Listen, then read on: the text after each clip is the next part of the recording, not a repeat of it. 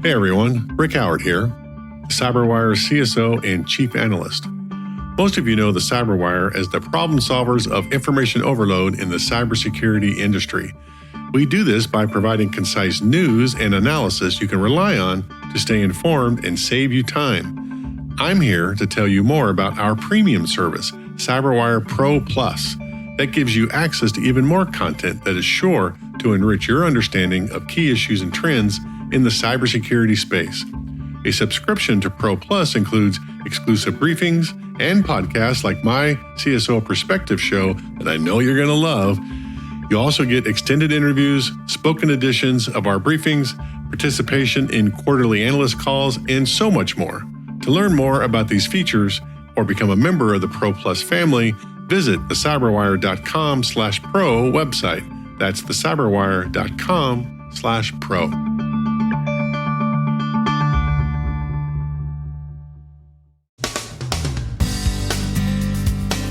Twitter's transparency efforts see through accounts being run by Chinese, Russian, and Turkish actors. Zoom is working to both comply with Chinese law and contain the reputational damage involved in doing so. Industrial firms recover from Ekin's infestations.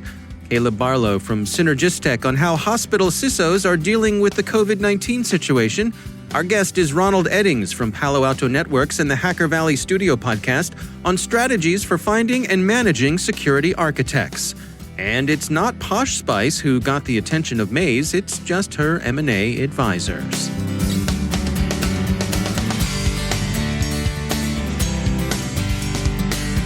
And now, a word from our sponsor, Proofpoint's Observe It. Most organizations understand the challenges of external cyber attacks, but many of today's threats come from within. According to the 2019 Verizon DBIR report, 34% of all data breaches involve an insider. Whether it's careless users, disgruntled employees, or compromised accounts, insider threats are on the rise. To stop these data breaches, Observe It, the leading people-centric insider threat management solution, empowers security teams to identify user risk, detect insider-led data breaches, and accelerate security incident response, so you can protect your organization from the risk of insider threats. Get your free trial at observeit.com/cyberwire. That's observeit.com/cyberwire. And we thank Observe It for sponsoring our show.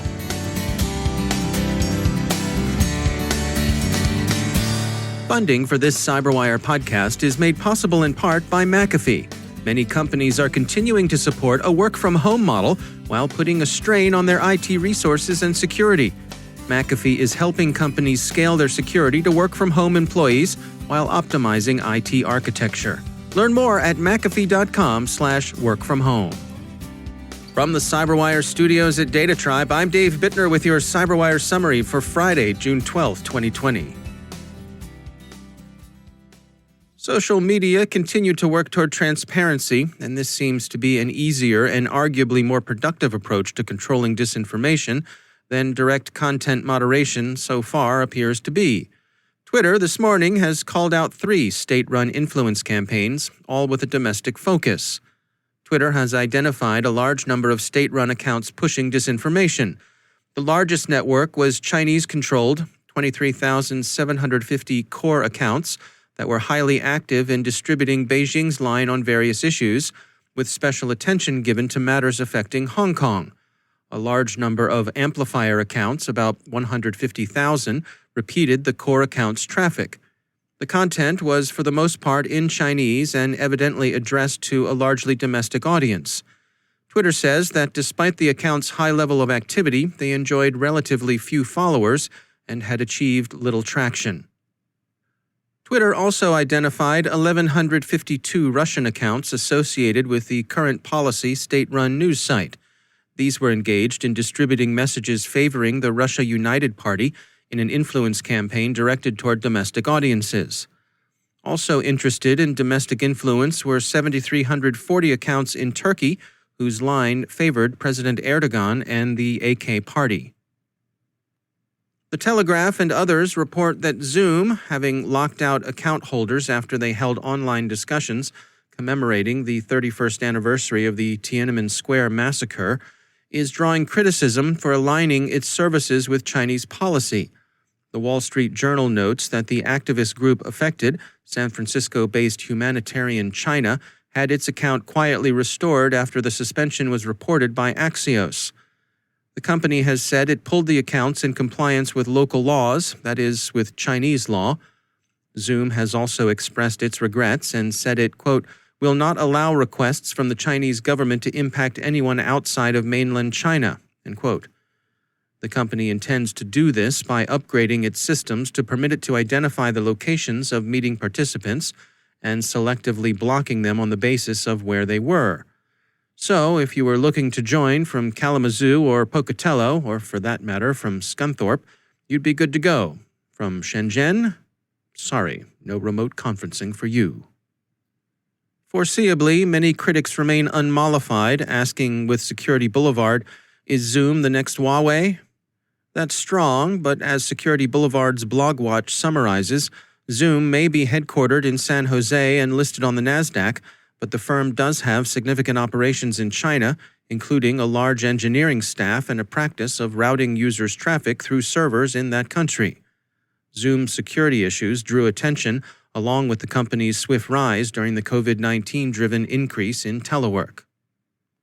The Snake, or Ekans ransomware strain, which Dragos characterized in its study as having a primitive but distinct capability to hold industrial processes at risk, in addition to its more conventional capability against business systems, has been implicated in recent attacks on Honda. Bloomberg Law reports that Honda has begun resuming production in its Ohio plants and elsewhere after Sunday's computer incident. But according to Bleeping Computer, another firm, European power company Enil Group, has disclosed that it's also been hit by Snake, the same ransomware that disrupted Honda.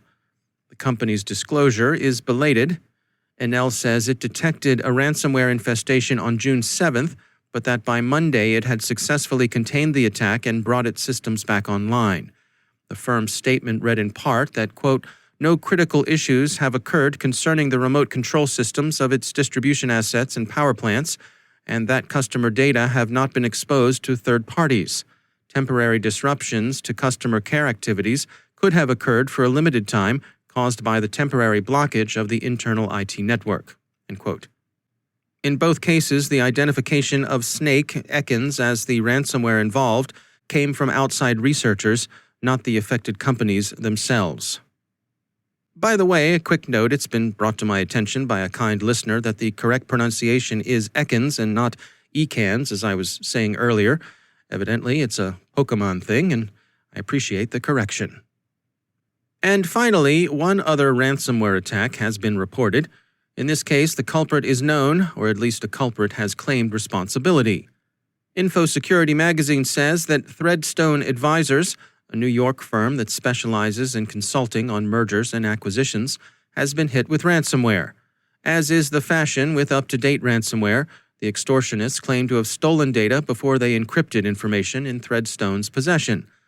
A note of clarification: a lot of the coverage of the Threadstone incident has mentioned one of their famous clients, Victoria Beckham. But the attack was against Threadstone itself, not Ms. Beckham, so you can rest easy. What IT infrastructure Posh Spice maintains herself, as far as we know, is still up and humming.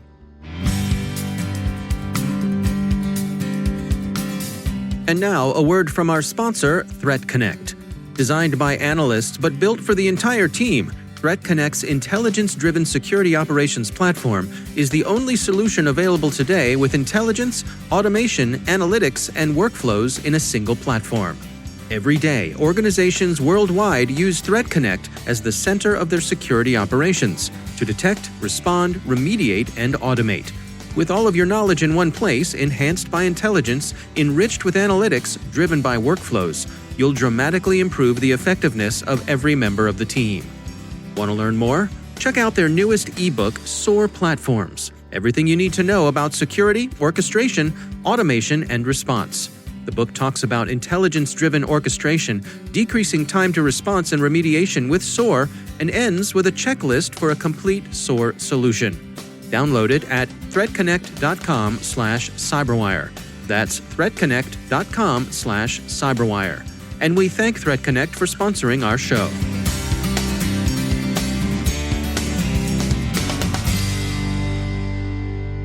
My guest today is Ronald Eddings.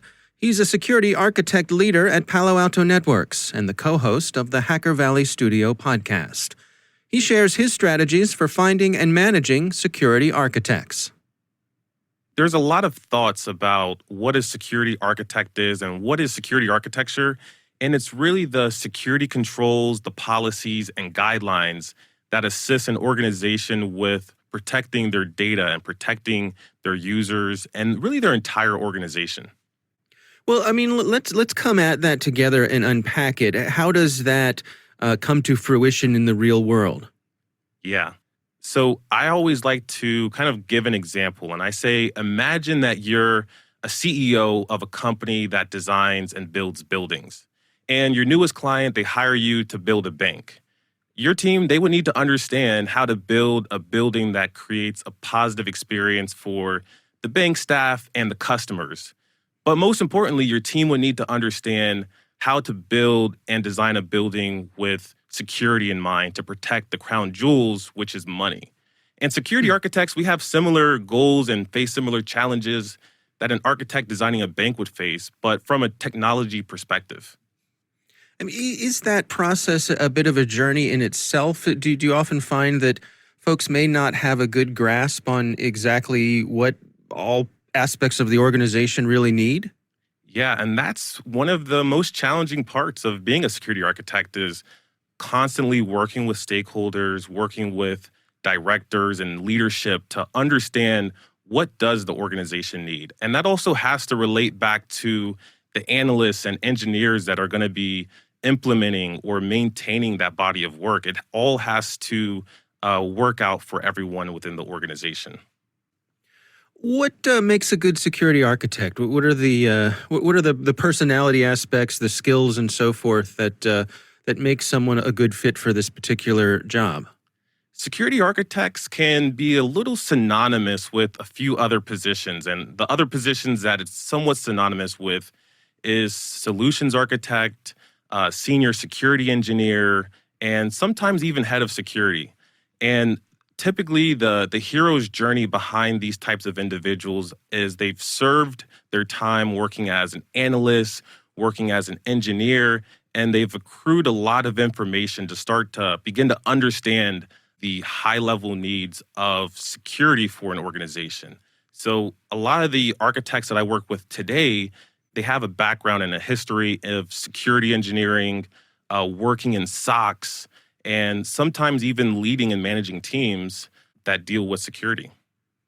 How much of the work that you do involves diplomacy, of serving as that translation layer between the various parts of an organization that all have their specific needs and desires? It's a lot like playing a game of tower defense. I'm using requirements, users, and technology to create a secure environment. So there's a lot of translation I have to do for stakeholders that are the ones really supporting a project. And there's a lot of translation I have to do for the engineers to understand the requirements that need to be implemented and the real importance behind them. So I'm constantly playing a game of tower defense and moving pieces around and asking more questions, going back to the game and, moving really in my situation as technology. It's security controls, it's applications and hardware. So I'm constantly moving these components around to fit needs. Sometimes when I move an application or a control from one place to another, or I create one from scratch, it could cause a negative impact on the business. And that's a problem. So that's another thing that security architects have to keep in mind is how can I implement this secure process that's going to help the organization while not impeding business operations. As someone in a leadership position, when you're out there providing mentorship for folks who are coming up in the organization, what sort of tips do you have for folks who are pursuing a career and perhaps want to be a security architect? That's a great question. And the nuggets and wisdom that I would give anyone that's interested in being a security architect is explore and be curious. There's a lot of aspects of security, and to be a security architect, you really have to have a holistic view on the threat and security landscape. You have to understand a bit about networking, a bit about cloud solutions, and also a bit about endpoint security. There's just so many topics to cover. And I think the best way and the best strategy to get closer to becoming a security architect is just by becoming more curious about all the technologies that exist and all the technologies that need to be secured. Our thanks to Ronald Eddings for joining us. If you want to hear an extended version of this interview, head on over to thecyberwire.com. You can find it there in the CyberWire Pro section. If you've not checked out the Hacker Valley Studio podcast, I recommend it. It's worth your time.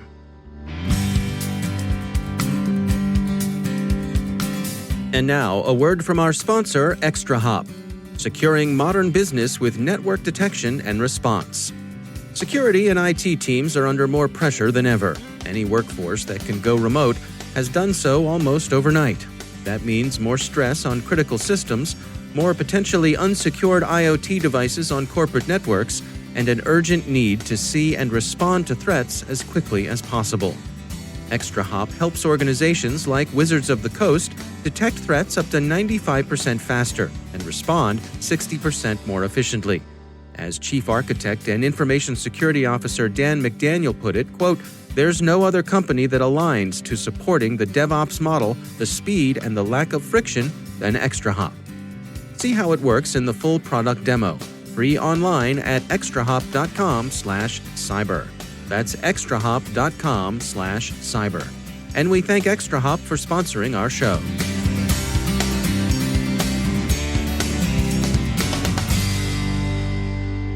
And joining me once again is Caleb Barlow. He is the CEO at Synergistech. Caleb, always great to have you back. I was hoping you could share some insights with us. You have a unique view inside many healthcare organizations right now, and I was hoping you could share with us what's going on behind the scenes. Well, Dave, as you can imagine, look, these are unprecedented times. And if we look at what's happening, particularly with CISOs, which is largely the audience here, it varies greatly amongst institutions. Most CISOs in hospitals are not clinicians. There are a few that are. And of course, you can imagine if they're clinicians, they've really been called to the front lines in this. But not only have the CISOs likely left the hospital and are working from home, but also dozens, if not hundreds of non-clinical workers are working from home, are enabled with, in a lot of cases, BYOD. One of the real challenges they're dealing with is routing phone calls, because you can imagine every hospital has a very robust phone system, and it was never designed to have people working remotely in most cases. So communication's becoming a bit of a difficulty. But also when we get into individual systems, depending on whether or not they have COVID patients, we're seeing really different types of activities as well as kind of new vulnerabilities that are emerging. Yeah, I'm curious, even just the bringing of new or additional devices online within, say, a hospital itself as they're shifting the pattern of treatment and preparing for what could be a rush of patients. How does that play out on the ground there? Well, the most important thing for a hospital is, their crown jewels is the EHR, the electronic healthcare records. And in most cases, especially if you see temporary facilities getting stood up or people suddenly working from home, this is getting extended through various tools like laptops and iPads, in some cases BYOD devices, and they're leveraging the remote access features usually of the EHR. And so this certainly gets easier if their EHR is cloud-based.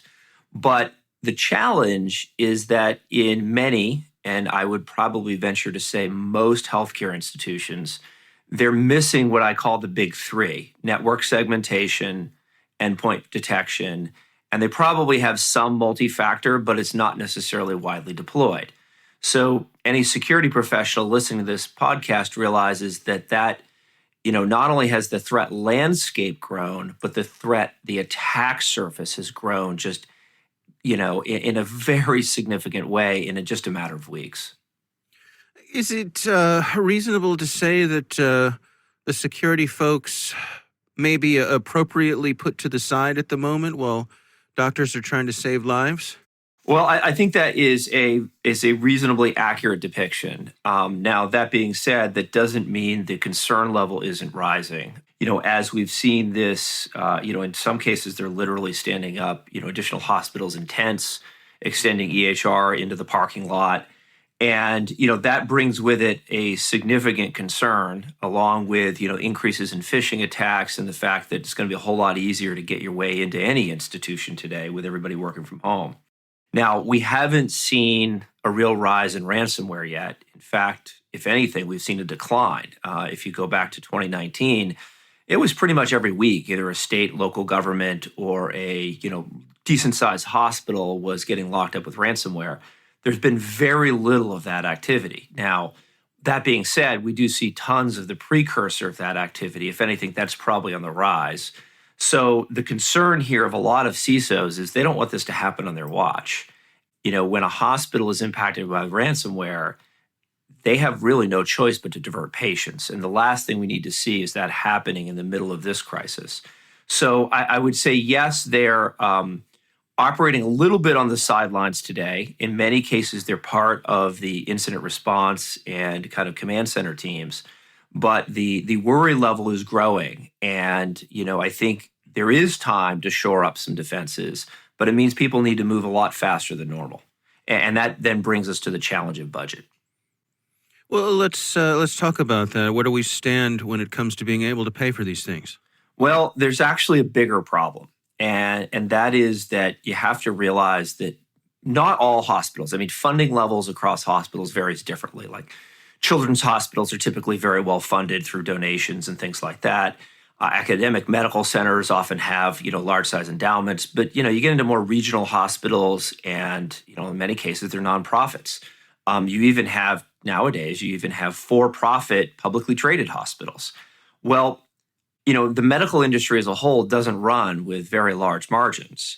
And we're now in a situation where pretty much every institution has been told to implement their emergency plan, which means stopping elective procedures, moving as many patients as possible out of the hospital for anything that was elective, and being prepared to handle the influx of COVID-19 patients. Well, the challenge is, you're not billing for all those lucrative services that you normally were. In fact, you're not even conducting that work. In addition to that, you've got this onslaught of additional costs as you kind of prepare and ramp up for COVID-19. We've even seen, even in the last week or two, several hospitals starting to lay off or furlough workers. And, this becomes a kind of a perfect storm where you've got increases in costs, increase in the threat level. At the same time, you're eating through your cash reserves. Now, there is the hope of stimulus funding coming in to really help in this. But of course, when and how is that allocated? What can you spend it on? Really puts these CISOs in a very tough position.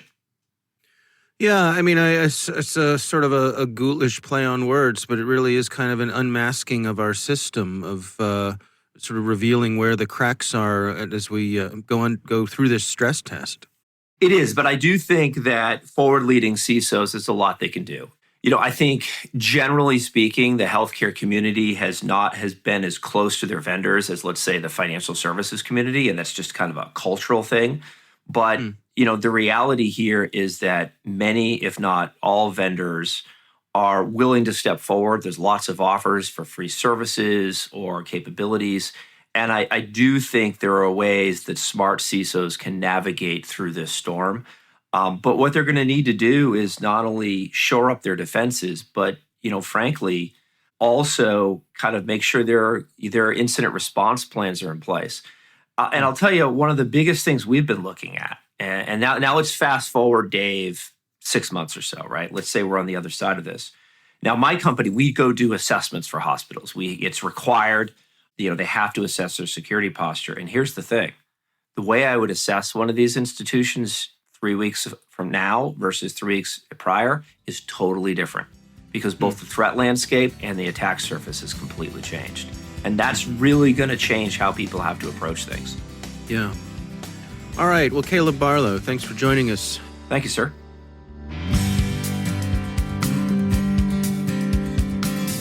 And that's the CyberWire. For links to all of today's stories, check out our daily briefing at thecyberwire.com. And for professionals and cybersecurity leaders who want to stay abreast of this rapidly evolving field, sign up for CyberWire Pro. It'll save you time and keep you informed. Listen for us on your Alexa smart speaker, too. Don't forget to tune in this Saturday for Research Saturday. I'm speaking with Brad Stone and Nate Beach-Westmoreland from Booz Allen on the logic behind Russian military cyber operations. That's Research Saturday. Check it out. Thanks to all of our sponsors for making the CyberWire possible, especially our supporting sponsor, Proofpoint's Observeit, the leading people-centric insider threat management solution. Learn more at observeit.com. The CyberWire podcast is proudly produced in Maryland out of the startup studios of Data Tribe, where they're co-building the next generation of cybersecurity teams and technologies. Our amazing CyberWire team is Elliot Peltzman, Peru Prakash, Stefan Vaziri, Kelsey Bond, Tim Nodar, Joe Kerrigan, Errol Terrio, Ben Yellen, Nick Valecki, Gina Johnson, Bennett Moe, Chris Russell, John Petrick, Jennifer Iben, Rick Howard, Peter Kilpie, and I'm Dave Bittner. Thanks for listening. We'll see you back here next week.